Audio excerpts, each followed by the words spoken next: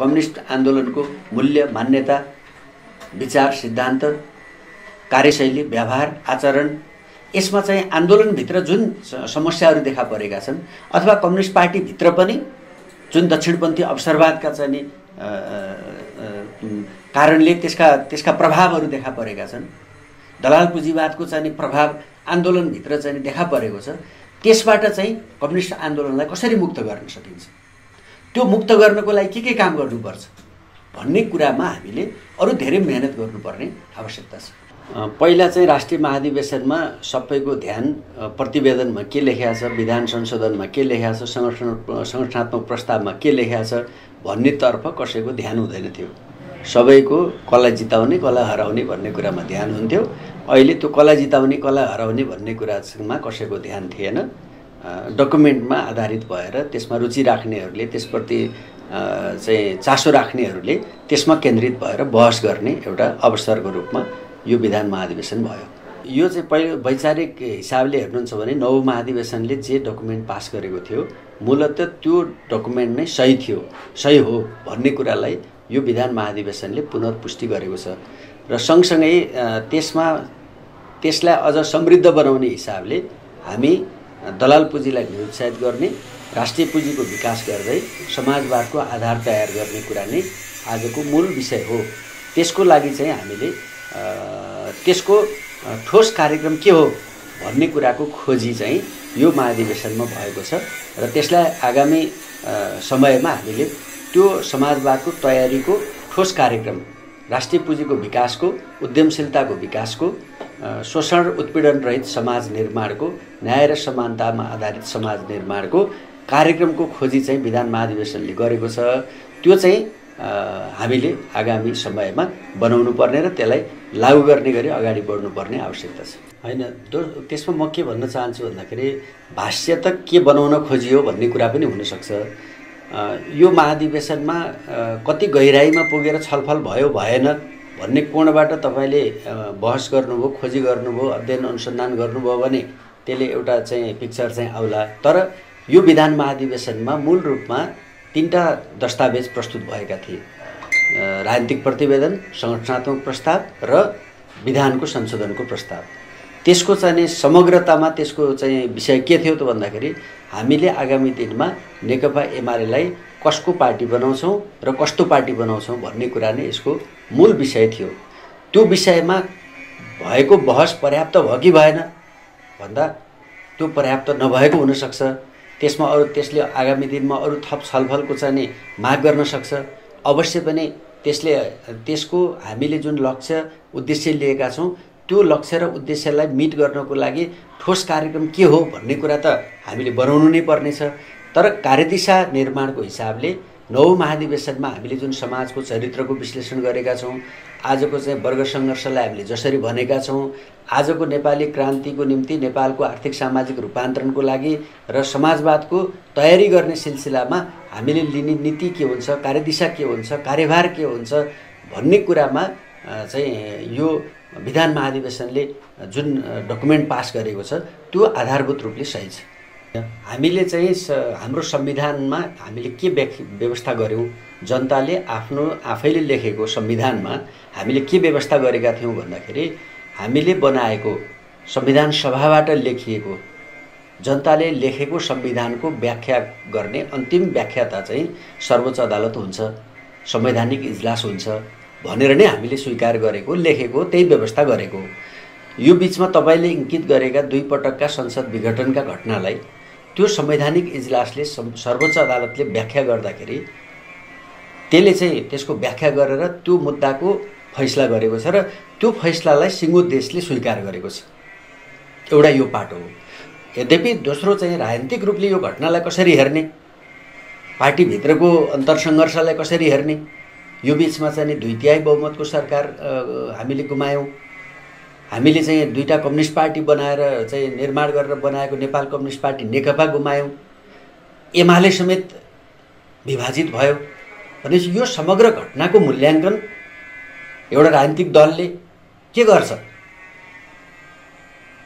अरूले चाहिँ हामीलाई कसरी मूल्याङ्कन गर्छन् एउटा पाटो हो र यसको स्वयं हामीले कसरी मूल्याङ्कन गर्छौँ भन्दाखेरि यसको मूल्याङ्कन हुनुपर्छ। तर यो मूल्याङ्कन कहिले हुन्छ भन्दाखेरि यसको मूल्याङ्कन हुनुपर्छ, यसको मूल्याङ्कन उचित समयमा हुनुपर्छ भन्ने कुरा चाहिँ बहसको विषय बनिराखेकै छ। यसलाई हामीले चाहिँ यसको हामीले गरेनौँ भने पनि समाजले त मूल्याङ्कन गर्छ, परिस्थितिले मूल्याङ्कन गर्छ। कतिपय विगत कम्युनिस्ट पार्टीको स्थापनादेखि घटेका कतिपय घटनाहरू आजसम्म पनि निरुत्तरित छन् भनेपछि यसमा विधान महाधिवेशनमा यसको मूल्याङ्कन हुनुपर्छ भन्ने कुरा चाहिँ स्वयं प्रतिवेदनले पनि बोकेको छ, गरेको छ र महाधिवेशनमा पनि यो विषय बनेको छ। म आशा गर्छु भोलिका दिनहरूमा यसको सही मूल्याङ्कन हुने नै छ। होइन, यसलाई हामीले बुझ्न के पर्यो भन्दाखेरि यो विषयमा हाम्रा चाहिँ बिचमा आफ्ना मान्यताहरू छन्। यो ठिक हो भन्ने मान्यता पनि हामीभित्र छ, यो बेठिक हो भन्ने मान्यता पनि हामीभित्र छ। यसलाई यो दुवै मान्यताहरूलाई एक ठाउँमा राखेर एउटै मान्यता बनाउनको लागि यसले अरू थप बहस छलफल अन्तर्क्रियाको माग गर्छ। त्यो चाहिँ उचित समयमा हुनेछ। तपाईहरुलाई पार्टीभित्र तेस्रो धार भनेर भनिन्थ्यो। अब अहिले त सम्भवतः पार्टीमा दुईटा धार छन्, एउटा तपाईलाई संस्थापन धार र अर्को चाहिँ त पार्टीभित्र अलग विचार बोक्ने धार, दुईटा धार छन्। त्यो दोस्रो धार चाहिँ लाई पार्टीभित्र बस्दा पनि कठिन, पार्टीभित्र जान विद्रोह गरेर पनि तपाईहरु जानु भएन। त्यो पार्टीभित्र बस्दा पनि गोदावरीको हलमा जाँदाखेरि पनि तपाईहरुको उपस्थिति साह्रै निम्चरो देखियो भनेर एक खालको बाहिर चाहिँ त्यस्ता चर्चाहरू पनि भए। तपाईहरुकै साँच्चै पार्टीभित्र निम्चरो होला? यसलाई चाहिँ कसरी, यसलाई अलिकति अर्को एङ्गलबाट हेरौँ न। जस्तो एउटै समाजमा एउटै विचार, एउटै दृष्टिकोण, एउटै लक्ष्य, एउटै उद्देश्य राखेर अलग अलग पार्टी निर्माण आवश्यक हो कि? त्यो औचित्यपूर्ण छ कि छैन? पहिलो कुरा त त्यो आवश्यक छैन र औचित्यपूर्ण छैन।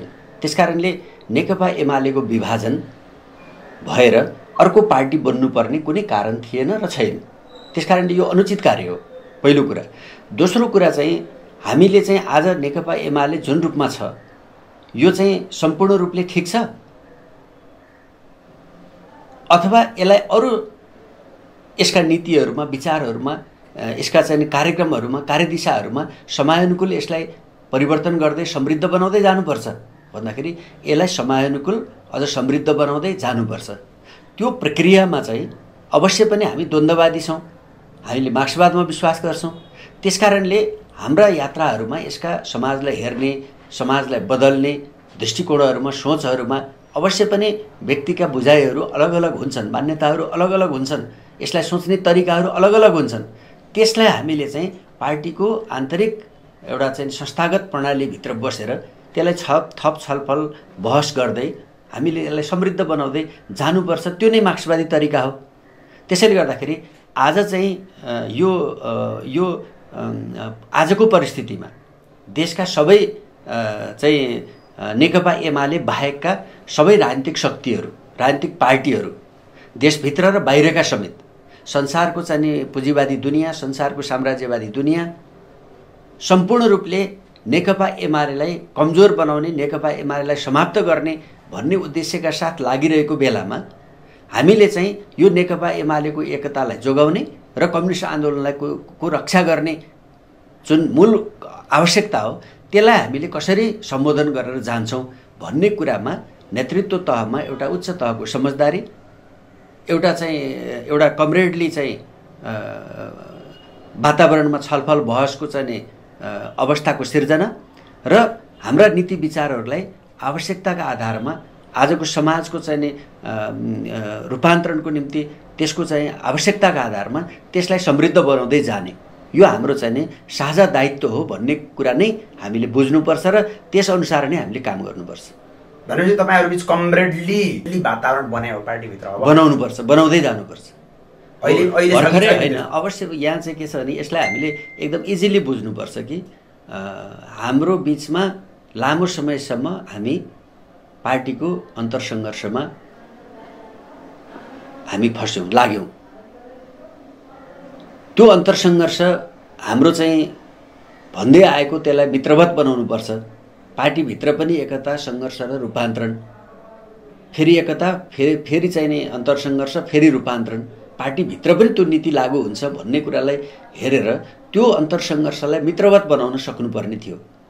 कतिपय विषयमा कतिपय सन्दर्भमा त्यो मित्रवत रहन भएन भने त्यो ठाउँबाट फेरि हामीले चाहिँ यो नेकपा एमालेको एकता जोगाउने कम्युनिस्ट आन्दोलनको रक्षा गर्ने उद्देश्य हासिल गर्नको लागि आज जे निर्णय हामीले गरेका छौँ त्यो निर्णय सही छ। त्यसलाई 10 बुँदेले गाइड गरेको छ। 10 बुँदेको सहमतिलाई केन्द्रीय कमिटीले, स्थायी कमिटीले, यो विधान महाधिवेशनले त्यसलाई पास गरेर त्यसको ओनरसिप लिएर त्यसका आधारमा हामी चाहिँ अगाडि बढ्छौँ र त्यसलाई पनि त्योभन्दा माथि हामीलाई मार्क्सवादी सिद्धान्तले, मार्गदर्शक सिद्धान्तले, जनताको बहुदलीय जनवादको चाहिँ प्रकाशमा हामीले यो गर्छौँ भनेर हामीले जे कुरा भनेका छौँ त्यसका आधारमा हामीले यो चाहिँ के छ भन्दाखेरि हामीभित्र हिजोको पक्ष र विपक्षको अलिकता चाहिँ जे एक खालको चाहिँ परिस्थिति छ त्यसलाई हामी चाहिँ के छ भन्दाखेरि हामी आगामी दिनमा यो चाहिँ पार्टी निर्माणको, मुलुकको रूपान्तरणको चाहिँ अभियान चल्ने क्रममा यो चाहिँ स्वाभाविक रूपले चाहिँ तपाईँले भन्नुभयो जस्तो कमरेडली चाहिँ नै एउटा उसमा यो विकसित भएर जान्छ भन्ने कुरामा विश्वास राखेर नै अगाडि बढ्नुपर्छ। पहिलाभन्दा चाहिँ तपाईँहरू बिच चाहिँ केही कटुताहरू चाहिँ कम भएको होइन? कटुता चाहिँ कटुतालाई हामीले चाहिँ बोकेर बस्नु भएन। कटुतालाई बोकेर बस्नु भएन। हिजोको चाहिँ हिजो कसैले बोकेको मान्यताका आधारमा चाहिँ पार्टीभित्र विभेदको चाहिँ नि वातावरण हुनु भएन। पार्टीभित्र चाहिँ जस्तो यो विधान महाधिवेशनले जोड दिएर चाहिँ पारित गरेको छ कि हामी अहिले पनि एउटा कार्यकर्ता बेस पार्टीको रूपमा नेकपा एमाले छ। आज पनि हाम्रो चाहिँ मूल विषय भनेको चाहिँ विचार नै मूल विषय हो, सिद्धान्त मूल विषय हो, नीति कार्यक्रम नै हाम्रो चाहिँ मूल पक्ष हो, मार्गदर्शक सिद्धान्तले नै हामीलाई चाहिँ गाइड गर्छ भन्ने कुरालाई यो विधान महाधिवेशनले जोड गरेको छ। विधान भन्दा माथि कोही पनि छैन। हामी सबै विधानको मातहतमा छौँ। हामीले चाहिँ हाम्रो संस्थागत जीवनलाई, सामूहिकतालाई हामीले स्थापित गरेर जानुपर्छ भन्ने कुरालाई त यो विधान महाधिवेशनले अझ जोडका साथ पारित गरेको छ। यसलाई चाहिँ त्यसरी भन्दा पनि यसलाई चाहिँ हामीले त्यहाँ पेश गरेका डकुमेन्टहरू के थिए, ती डकुमेन्टमा के प्रस्ताव गरिएको थियो र के पास भयो भनेर बहस गरौँ भन्ने मेरो आग्रह छ। त्यसमा त्यो पर्याप्त भयो कि भएन? जस्तो अघि तपाईँले एउटा सन्दर्भ उठाउनु भएको थियो कि हामीले 70 वर्ष त कायम राख्यौँ, तर 70 वर्षको व्याख्या के गर्यौँ भन्दाखेरि चाहिँ 70 वर्ष पुग्नुभन्दा अगाडि, पुग्नुभन्दा पहिल्यै महाधिवेशन भयो भने उम्मेदवार बन्न पाउने, उम्मेदवार भएर विजय हासिल गर्यो भने बीचमा छोड्न नपर्ने, बाँकी कार्यकाल चाहिँ पुरा गर्ने भन्ने व्याख्यामा हामी गयौँ। दोस्रो चाहिँ हामीले पदाधिकारी तहमा, कार्यकारी तहमा एउटै व्यक्ति एउटै पदमा 2 कार्यकालभन्दा नदोहोऱ्याउने कुरा गऱ्यौँ। तेस्रो कार्यकाल पनि त्यही पदमा निरन्तर हुन नपाउने कुरा गऱ्यौँ। यो अहिले हामीले पास गरेको एउटा मान्यता छ।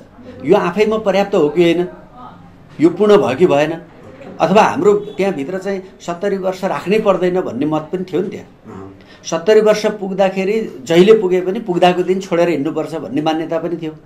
तर आजको हाम्रो निर्णय चाहिँ यो भयो भने यो कुरा चाहिँ भोलि हामीले कार्यान्वयनको क्रममा व्यवहारमा लागू गर्दै जाँदाखेरि चाहिँ यो कति उचित कति अनुचित भन्ने कुरा भोलिका दिनहरूमा फेरि चाहिँ व्याख्या बहस हुनेछ र आगामी दिनमा करेक्सन गर्नुपर्ने भयो भने फेरि अब मङ्सिरमा हुने महाधिवेशनले अथवा अर्को पटक हुने विधान महाधिवेशनले त्यसलाई करेक्सन गर्न सक्छ। अब नेकपा एमाले फेरि बलियो हुन सक्ने सम्भावना छैन भनेर निष्कर्ष निकाल्नु गलत हुन्छ। नेकपा एमालेको आन्तरिक जीवनमा भएका कमीहरू के हुन्, त्यसमा सुधार्नुपर्ने कुरा के हो भन्ने कुरामा बहस गरेर हामीले यदि कमी भएका छन् भने त्यसलाई सुधार गर्ने, राम्रा पक्ष छन् भने ती राम्रा पक्षलाई चाहिँ नि उजागर गर्दै जाने कुरा गर्नै गर्नुपर्छ। र आज चाहिँ नेकपा एमालेको एकतालाई जोगाउने, एकतालाई बलियो बनाउने र यसको नेतृत्वमा सिङ्गो देशको कम्युनिस्ट आन्दोलनलाई एकताबद्ध गर्ने, सबै कम्युनिस्टहरूलाई फेरि एक ठाउँमा ल्याएर एउटै कम्युनिस्ट पार्टी निर्माण गर्ने उद्देश्यलाई नेतृत्व गर्ने त्यो जिम्मेवारी नेकपा एमालेकै हो र यसले मात्रै यो काम पुरा गर्न सक्छ। दोस्रो कुरा भनेको चाहिँ नेपालको कम्युनिस्ट आन्दोलनमा यो चाहिँ हामीले अघि पनि मैले चर्चा गरेँ कि हामीले 2टा ठुला अलग अलग ठिक विपरीत दृष्टिकोण राखेका पार्टीहरू समेत मिलाएर एउटै कम्युनिस्ट पार्टी बनायौँ। तर त्यो चाहिँ 3 वर्ष पुग्दा नपुग्दै त्यो चाहिँ जोगाउन सकिएन, जोगिएन। भने यसबाट अब हामीले लिनुपर्ने शिक्षा के हो? यसबाट शिक्षा लिएर हामीले आगामी दिनमा चाहिँ कम्युनिस्ट पार्टीहरूलाई एकताबद्ध गरिरहँदाखेरि हामीले ध्यान पुर्याउने कुराहरू के हुन् भन्ने कुरालाई यसले ठुलो हामीलाई शिक्षा दिएको छ भने त्यसबाट शिक्षा लिएर हामीले त्यसबाट भोलि गएर हामी फेरि अर्को चाहिँ क्षति नहुने गरी कम्युनिस्ट पार्टीको एकता गर्ने प्रक्रियालाई अगाडि बढाउनु पर्यो, जसको कारणले नेपालको कम्युनिस्ट आन्दोलनको रक्षा पनि हुन्छ र यसको विकासका लागि चाहिँ टेवा पनि पुर्याउँछ। र सँगै म के भन्छु भन्दाखेरि आज नेकपा एमालेको विकल्प देशमा छैन। आज नेकपा एमाले चाहिँ देशका सामनेमा नेकपा एमालेको अर्को विकल्प छैन। नेकपा एमाले आफैले त्यो जुन निर्विकल्प अवस्था छ यसलाई चाहिँ परिणाममा ल्याउनको लागि यसले आफ्नो चाहिँ जीवनमा एउटा कम्युनिस्ट आन्दोलनको मूल्य, मान्यता, विचार, सिद्धान्त, कार्यशैली, व्यवहार, आचरण, यसमा चाहिँ आन्दोलनभित्र जुन समस्याहरू देखा परेका छन् अथवा कम्युनिस्ट पार्टीभित्र पनि जुन दक्षिणपन्थी अवसरवादका चाहिँ कारणले त्यसका प्रभावहरू देखा परेका छन्, दलाल पुँजीवादको चाहिँ प्रभाव आन्दोलनभित्र चाहिँ देखा परेको छ, त्यसबाट चाहिँ कम्युनिस्ट आन्दोलनलाई कसरी मुक्त गर्न सकिन्छ, त्यो मुक्त गर्नको लागि के काम गर्नुपर्छ भन्ने कुरामा हामीले अरू धेरै मेहनत गर्नुपर्ने आवश्यकता छ। होइन, जनतासँग त हाम्रा नीतिहरू, कार्यक्रमहरूका आधारमा नै मत माग्ने हो, त्योभन्दा अर्को के माग्ने हुन्छ र?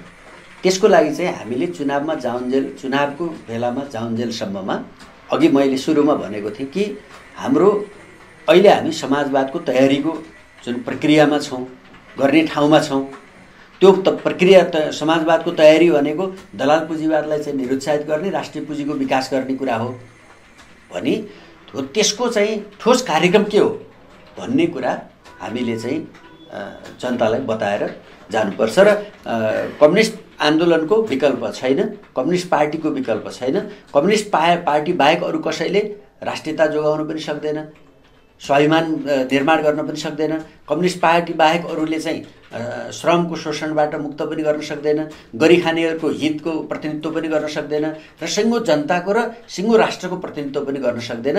त्यसकारणले फेरि पनि नेकपा एमालेको विजय आवश्यक छ भन्ने कुरालाई नै हामीले लिएर जाने। त्यसमा चाहिँ के छ भन्दाखेरि त्यसमा हामीले जनतालाई बताउन सक्नुपर्छ कि संसारमा एउटा नमुनाको रूपमा हामीले जनमतबाट कम्युनिस्ट पार्टीले एउटा अपार सफलता प्राप्त गरेको थियो। त्यो सफलताबाट चाहिँ यो कम्युनिस्ट आन्दोलनका विरोधी शक्तिहरू अत्यन्त चाहिँ चिन्तित थिए, मूर्छित थिए।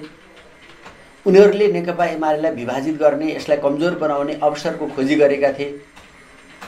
त्यो समयमा हामीले हाम्रो चाहिँ अन्तरसङ्घर्षलाई व्यवस्थित गरेर त्यसलाई चाहिँ मित्रवत बनाएर विरोधी शक्तिहरूलाई त्यो अवसरबाट वञ्चित गर्नका लागि हामीले जुन ध्यान दिनुपर्थ्यो, जुन होसियारी हुनुपर्थ्यो, त्यसतर्फ हाम्रो कम होसियारी भयो, हाम्रो कम ध्यान भयो, जसले गर्दाखेरि उनीहरू हामीभित्र प्रवेश पाउने र हामीलाई चाहिँ के छ भन्दाखेरि अलग अलग हामीलाई चाहिँ उपयोग गर्ने अवसर उनीहरूले प्राप्त गरे।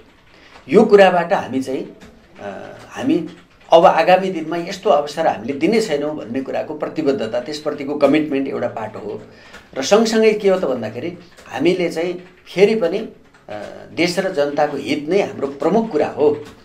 मैले के पाएँ, मेरो के भयो, मेरो नेताको के भयो, यो प्रधान कुरा होइन।